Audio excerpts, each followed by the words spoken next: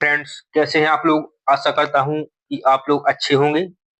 और एक बार फिर से आप सभी का मैं स्वागत करता हूं अपने यूट्यूब चैनल दीप एकेडमी पर। तो दोस्तों, आज मैं आपके लिए आज की क्लास में लेकर आया हूं राजभाषा। राजभाषा को हम विस्तार से पढ़ेंगे इस क्लास में।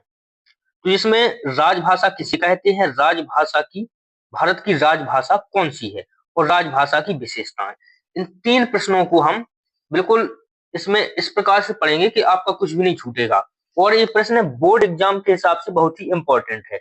बोर्ड एग्जाम आने वाले हैं उसके हिसाब से, उसके दृष्टिकोण से बहुत ही महत्वपूर्ण है और हमेशा आता है, हमेशा पूछा जाता है। तो चलिए देखते हैं इस प्रश्न को, हम देखेंगे किस प्रकार से ये प्रश्न है। तो प्रश्न ऐसा आएगा, राजभाषा किसे कहते हैं, भारत की राजभाषा कौन सी है, राजभाषा की विशेषताएं लिखिए। या फिर ऐसा पूछ सकता है कि राजभाषा किसे कहते हैं, राजभाषा की विशेषताएं लिखिए। तो आपको जो पूछे उसी प्रकार से आपको लिख देना है। तो इसको हम कैसे लिखेंगे इसको समझते हैं। तो राजभाषा यानी सरकारी कामकाज की भाषा अथवा भारतीय संघ की भाषा। राजभाषा जो जो सरकारी कामकाज की भाषा होती है या भारतीय संघ यानी भारत देश की भाषा है। तो राजभाषा यानी सरकारी कामकाज की भाषा अथवा भारतीय संघ की भाषा है। भारत का संविधान बनाते समय हिंदी को राजभाषा माना गया है। जब भारत का संविधान निर्माण हो रहा था तब हिंदी को राजभाषा माना गया है। 7 राज्यों में हिंदी राजभाषा है। जो भारत के 7 राज्य हैं उनमें हिंदी राजभाषा है। शेष राज्यों में अपनी अपनी प्रदेशों की भाषाएं हैं। शेष जो राज्य हैं उनमें अपने अपने प्रदेशों की अपनी अपनी लोकल लैंग्वेज बोली जाती है। बाकी 7 राज्यों में हिंदी राजभाषा है। ठीक है, इसी प्रकार से आप इसको लिखेंगे। और भी है, अभी आगे और देखेंगे। तो राजभाषा बनाने के लिए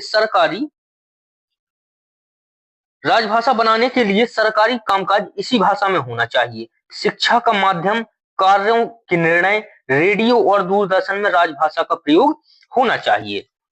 ठीक है, तो जब राजभाषा बनती है तो राजभाषा का प्रमुख कार्य होता है कि राजभाषा में ही उस राज्य का संपूर्ण कार्य होगा।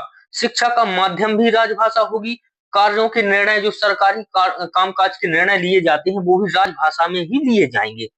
रेडियो और दूरदर्शन में राजभाषा का प्रयोग होना चाहिए। रेडियो का जो प्रसारण होता है, रेडियो पे जो मतलब खबर न्यूज आती है उसका प्रसारण उसी राजभाषा में होना चाहिए। ठीक है, तो इसी प्रकार से आप इसको लिख देंगे। ये हो गई अपनी राजभाषा किसे कहते हैं यानी डेफिनेशन ऑफ राजभाषा, राजभाषा की डेफिनेशन। ठीक है, अब देखेंगे हम बहुत ही इंपॉर्टेंट, वेरी इंपॉर्टेंट राजभाषा की विशेषताएं। हमेशा पूछी जाती है 1-2 नंबर में, बोर्ड्स में हमेशा 2 नंबर में निश्चित ही पूछी जाती है। तो पहली हम लिखेंगे, राजभाषा किसी भी देश के राजकीय कामकाज की भाषा होती है। जो राजभाषा होती है वो किसी भी देश की राजकीय कामकाज की भाषा होता है। किसी भी राज्य के राजकीय यानी राज्य के काम की भाषा होती है। राजभाषा की मान्यता मिलने से उस भाषा का महत्व अत्यधिक बढ़ जाता है। अगर किसी भी भाषा को राजभाषा का दर्जा मिल जाए तो उस भाषा का महत्व बढ़ जाता है, उसको ज्यादा महत्व मिलता है, उसको ज्यादा प्रयोग किया जाता है, इसलिए उसका महत्व अधिक हो जाता है। 2 पॉइंट हो गए। तीसरा पॉइंट है हमारा, राजभाषा उस प्रदेश के सर्वाधिक लोगों द्वारा बोली जाने वाली भाषा होती है। जिस राज्य की राजभाषा, जो भी राजभाषा होगी वहां पर वो वहां के लोगों द्वारा सबसे अधिक बोली जाएगी। सबसे अधिक बोलने वाले होंगे राजभाषा के उस राज्य में। ठीक है, जैसे हमारे मध्य प्रदेश की राजभाषा या उत्तर प्रदेश की राजभाषा हिंदी है तो हम लोग हिंदी सबसे ज्यादा बोलते हैं। और ज्यादातर हमारे राजकीय कार्य, सभी प्रकार के कार्य, पढ़ाई लिखाई का माध्यम, रेडियो का प्रसारण, ये सब राजभाषा यानी हिंदी में होता है। ठीक है, चौथा पॉइंट है, प्रदेश के सभी कामकाज राजभाषा में ही किए जाते हैं। और प्रदेश के जो भी कार्य होते हैं, सरकारी काम, वे सभी राजभाषा में ही किए जाते हैं। जो भी उस राज्य की राजभाषा होगी उसी में किए जाएंगे। ठीक है, तो इस प्रकार से ये प्रश्न हमारा कंप्लीट होता है। और अगर आपको वीडियो में कोई भी समस्या है, कोई भी दिक्कत आती है तो आप हमें कमेंट करें, हम आपकी समस्या का समाधान करेंगे। जय हिंद, जय भारत।